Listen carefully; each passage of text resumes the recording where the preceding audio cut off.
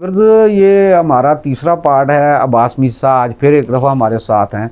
इनसे family code के बारे में पूछते हैं। अब्बास साहब, आजकल जैसे फास्ट दौर है, बहुत से प्रॉब्लम्स हो जाते हैं। शादी के बाद अलहदगी हो जाती है, बीवी कहती है मुझे तलाक दे दो, खामन देता नहीं है, वो अदालत में जाता है। उसके बारे में बताएं कि बीवी अगर बहावलपुर में है तो आदमी लाहौर में है, तो उसको उस ख़वातीन को, उस बीवी को लाहौर में दावा करना पड़ेगा या कहीं और करना पड़ेगा? उसके बारे में ज़रा बताएँ।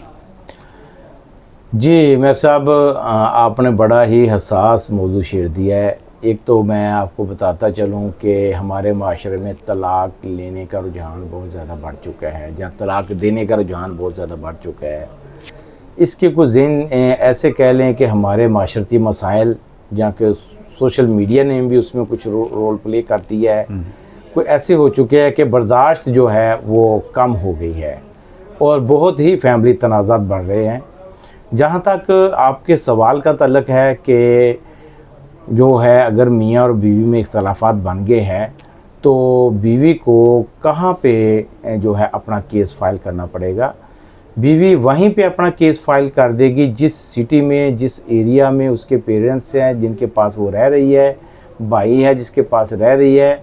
इवन दैट अगर वो किसी उस एरिया में, उस सिटी में चले गई जहाँ उसने 2 दिन भी रहायश पजीर हुई है, तो वो उस सिटी में, उस शहर की कोर्ट में भी अपना फैमिली दावा अपने हस्बैंड के ख़िलाफ़ कर सकती है। अच्छा, इसका मतलब ये हो गया कि ये जहाँ ये सारा बीबी के लिए है, मर्द के लिए नहीं, चाहे उसको कराची दावा हो जाए उसको वहीं पे जाके पेश होना पड़ेगा। देखिए जी, इस्लाम ने तो ख़वातीन को बहुत ज़्यादा हकूक़ दिए हैं। इसी तरह हमारा जो हो पाकिस्तानी कानून है उसमें भी ख़वातीन के राइट्स को बड़ा ही प्रोटेक्ट किया गया है, क्योंकि किसी भी औरत के लिए किसी भी दूसरे सिटी में, शहर में जाना एक मुश्किल काम है। इसलिए हमारे आइन ने, हमारे कानून ने औरत की आसानी के लिए ये कर दिया कि औरत जहाँ भी आसानी से रह रही हो, जिस एरिया, जो एरिया उसको सूट कर रहा है वो वहीं पे सूट कर ले। बंदा स्ट्रगल कर लेगा, चला जाएगा, और जबकि औरत के लिए तो मुश्किल है। इसलिए ये एक औरत के लिए मैं कहूँगा कि एक रायत कानून ने बड़ी अच्छी दी है औरत को।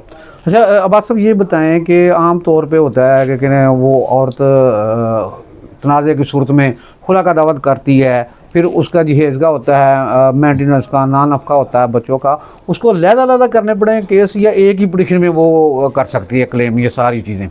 देखें, ये तीनों केसेस, तीनों जो है उसके क्लेम्स हैं एक ही दावा में किए जा सकते हैं। अगर वो अलग-अलग करना चाहे तब भी वो कर सकती है, कानून इजाज़त देता है। अच्छा, ठीक हो गया। ये सारी फेवरेट बीबी की तरफ जा रही हैं कि जैसे आपने पहले बताया, ठीक हो गया। अच्छा जी, दूसरी बात ये है कि डिग्री हो जाती है खुला की, तो उसके बाद नेक्स्ट प्रोसेस क्या होता है दोनों के लिए? देखें, डिग्री जो है वो तो ऑलवेज़ जो है बीवी वाइफ ने ही लेनी होती है।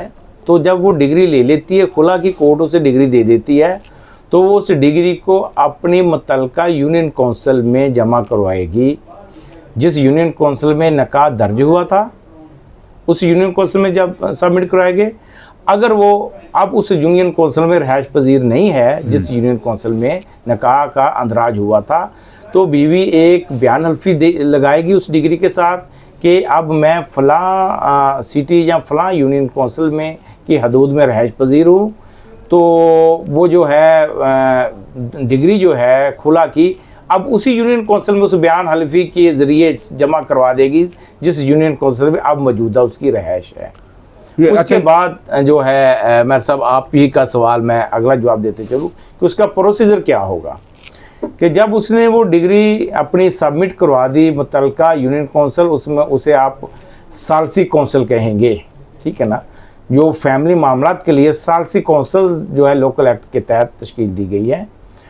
अब सालसी कौंसिल में जब वो सबमिट हो गया तो जो आपका मुतल्लिका चेयरमैन, सालसी कौंसिल का जो नुमाइंदा होगा, वो उस बीवी के एक्स हस्बैंड, या हस्बैंड कह ले जिससे उसने डिग्री ली है खुला की, उसे नोटिस करके तलब करेगा, उन्हें आपस में कंप्रोमाइज़ करवाने की कोशिश करेगा, उनके मामला जो सुनेगा। अगर उनकी सेटलमेंट हो जाती है तो वेल एंड गुड, अगर सेटलमेंट नहीं होती तो 90 डेज़ गुजरने के बाद वो जो मुतल्लिका सालसी कौंसिल का नुमाइंदा है वो तलाक मुवस्सर होने का सर्टिफिकेट जारी कर देगा उस लेडी को, औरत को जिसने खुला लिया होता है। अच्छा, इसका मतलब ये हुआ कि जब तक यूनियन काउंसिल में जाके आप वो साल सी का सुलह का प्रोसेस अडॉप्ट नहीं करेंगे, उस वक्त तक डिग्री की वैलिड नहीं होगी। नहीं, उस डिग्री की वैल्यू तभी है, वो वैलिड तभी होती है जब आपको तलाक मुवस्सर का सर्टिफिकेट मिल जाता है। जस्ट अदालत से खुला की डिग्री ले लेने से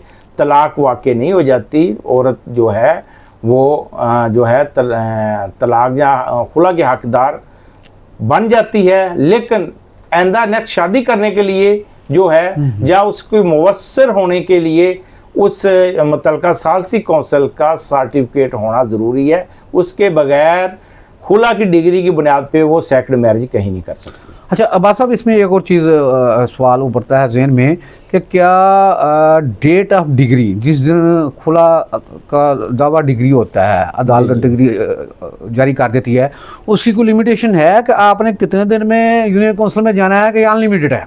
नहीं, उसकी कोई लिमिटेशन नहीं है। आप जब भी जमा कराते हैं उसके बाद 90 डेज़ का प्रोसीजर शुरू हो जाता है। इसका मतलब है कि वो औरत चाहे तो 6 माह बाद, साल बाद भी जब तक नहीं करती वो उसको है, फिर भी इसमें गुंजाइश है। जी बहुत शुक्रिया, आपने बहुत अच्छे कीमती मशवराजात और कानूनी नुकात पे बात कर रहे हैं हमारे हम अराइम फैमिली टीवी चैनल को मिलने वाले। तो मेरी एक गुजारिश है कि नाज़रीन जिसको भी कोई कानूनी मशवरे की ज़रूरत हो, अब्बास साहब का नंबर दे दिया जाएगा, आप उनसे बराह रास्त बात कर सकते हैं, उनसे पूछ सकते हैं, आपको बिल्कुल सही जो है ना वो गाइड कर सकते हैं इसमें। तो आपका बहुत शुक्रिया जी। Thank you sir.